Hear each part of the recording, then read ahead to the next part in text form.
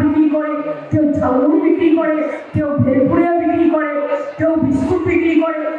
সেও তার মতো বিক্রি করতে গেছে, তার মাথায় তখন ওটা খায়নি যে আমি এটা বিক্রি করবো না ওটা বিক্রি করবো।